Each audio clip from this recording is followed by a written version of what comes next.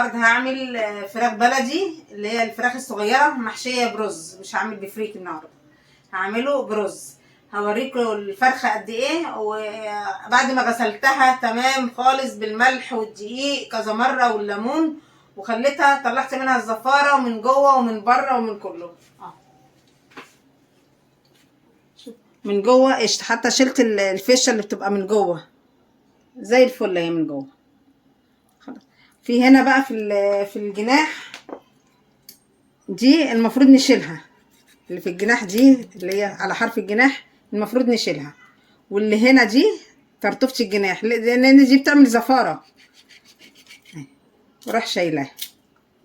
بيبقى الجناح كده، بيبقى منظره كده، عشان دي اللي بتعمل زفاره في الشوربه. خلاص. فهبدأ بقى ايه نعمل الحاجه بتاعتنا. جبت رز مغسول اهو،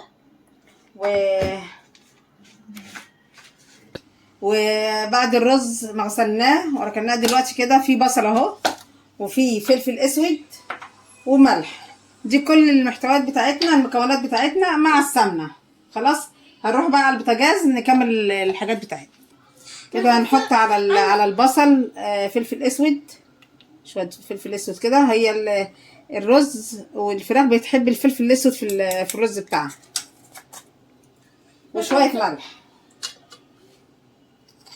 يعني شويه ملح صغيرين مش كتير، عشان لسه هنحط على الرز ملح واحنا بنسويه نص تسويه كده. بنقلبه. ما تنسوش تعملوا لايك والاشتراك وتفعلوا زر الجرس. ماشي كده. احنا قلبناه كده شويه كده على ما اعمل الرز يكون نزل ميته، البصل نزل ميته. هركن ده هنا كده. هتكون عملتها. ولعنا كده البوتاجاز. هنحط بقى الحله بالسمنه بتاعتها. جاي ولا ما جايش عشان صوت التلفزيون والموبايل. ادي حطينا السمنه بنسيحها. هحط بقى ايه بس لما تسخن شويه، السمنه تسخن. هحط الرز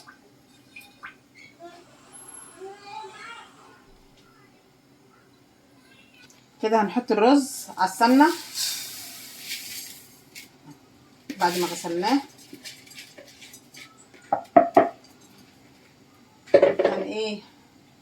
هنقلبه. هنحط كده بقى، هنحط بقى بقيه الملح.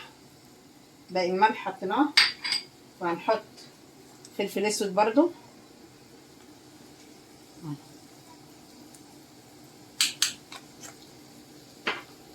وهنقلبه لحد ما الرز يتحمص شويه، يبقى متحمص كده. خلاص كده. خلاص احنا اتحمص معانا اهو. هحط البصل عليه. انا ما بحطش اضافات خالص، هو الملح والفلفل بس، لا بيحبوا عليه قرفه ولا اي حاجه خالص. بس برضه هقعد اقلب لحد ما الرز يشرب البصل. بس انا هسويه بقى 3/4 سوا، لان طبعا الفراخ صغيره، مش يعني سنها صغير، هتستوي بسرعه. فلازم يكون الرز مستوي 3/4 سوا، والربع مع الفراخ.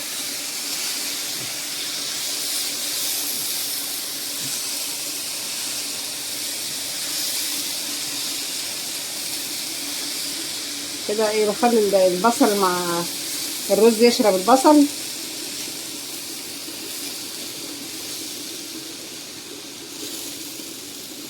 خلاص كده احنا خلصنا. اسيب بقى الرز يبرد شويه واحشي الفراخ، عشان كده الرز سخن.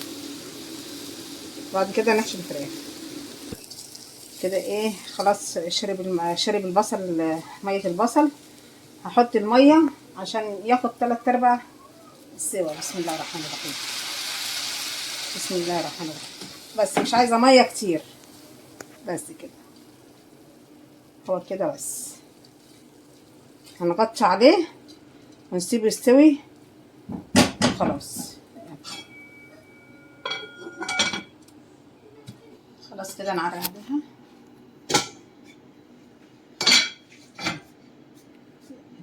بقت نص سوا مفلفله، رزايه برزايتها اهي، تبقى كده نص سوا. خلاص هبدا بقى ايه احشي الفراخ. بص بروح جايبه هنا دي معلقه، بس انا حشيتها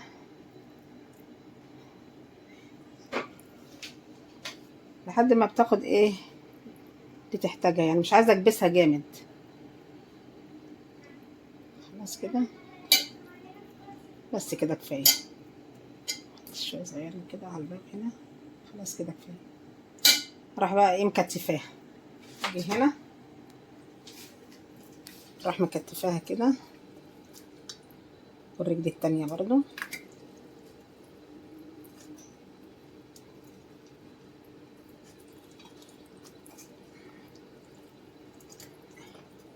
كده انا كتفتها.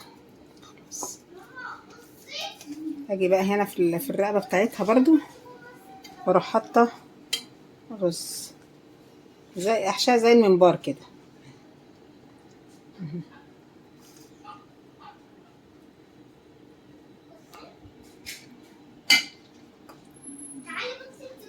يعني ما احطش كتير برضو عشان ايه ما يخرش مني في المرقه. بس كده واروح ربطها بقى، هربطها وهي مع النار بتقفل مع نفسها اهي. خلاص انا كده بقى ايه حطيت الميه هتغلي اهي، اروح حاطه الفراخ. بسم الله الرحمن الرحيم. ادينا بسم الله، بسم الله الرحمن الرحيم. بسم الله.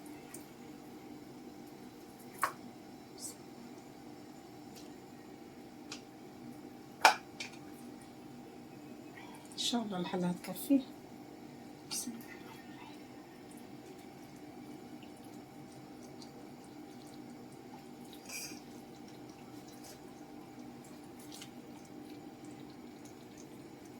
تكفي ان شاء الله. كده ايه احط بقى بعد ما تغلي ان شاء الله. احط بصلايه احطها عليها، واحط ملح وفلفل اسود، بس لما الميه تغلي عليها. بس انا هغطيها لحد ما تغلي وبعدين اكمل بقيه الحاجه.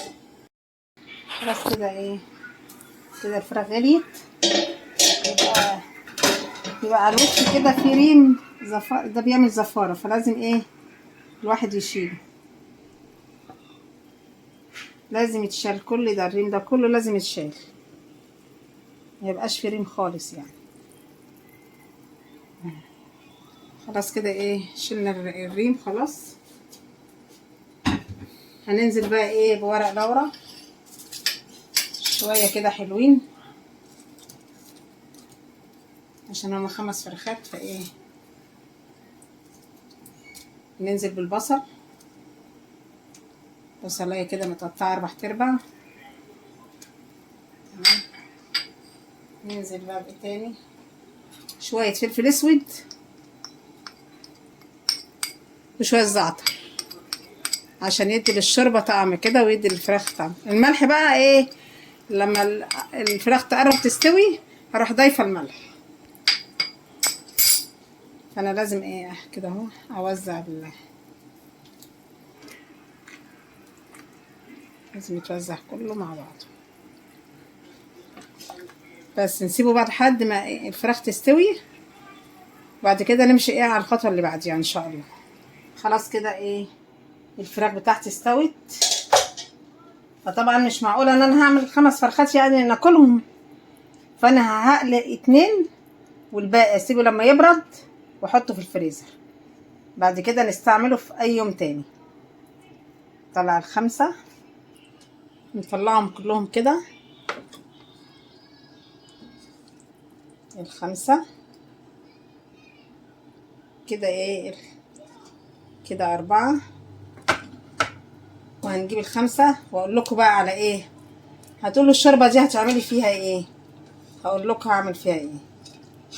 دي مبدئيا بيشربوها كده بالكوبايه، يعني طبعا دي فراخ بلدي يعني مش فراخ بيضه خلاص كده الخمسة اهو.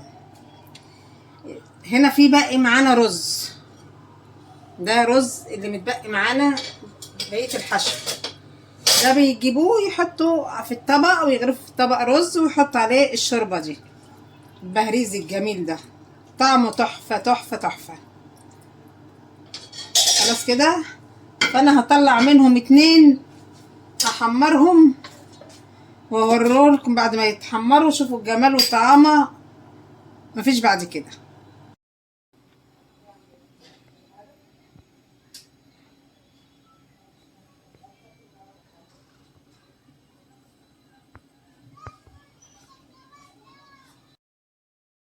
خلصنا الاكل بتاعنا النهارده، كانت فراخ محشيه بالرز، ما عملناهاش بالفريك، هي بالرز والشوربه بتاعت الفراخ ورز ابيض اللي هو متبقي من الحشو. خلاص، يا رب تكون الاكل النهارده عجبتكم. والفراخ اهي، ايه رايكم؟ وبعد كده قولوا لنا بقى ايه رايكم الديكوريشن ده. ما تنسوش اللايك والاشتراك وتفعلوا زر الجرس. يعملوا ايه بقى؟ انت بتقولي ايه يا توته؟ قلتي ايه؟ هقولك بعدين. لا، ما انت لازم تقولي كده على هقول يلا قولي، ما سمعوش. ما تنسوش اللايك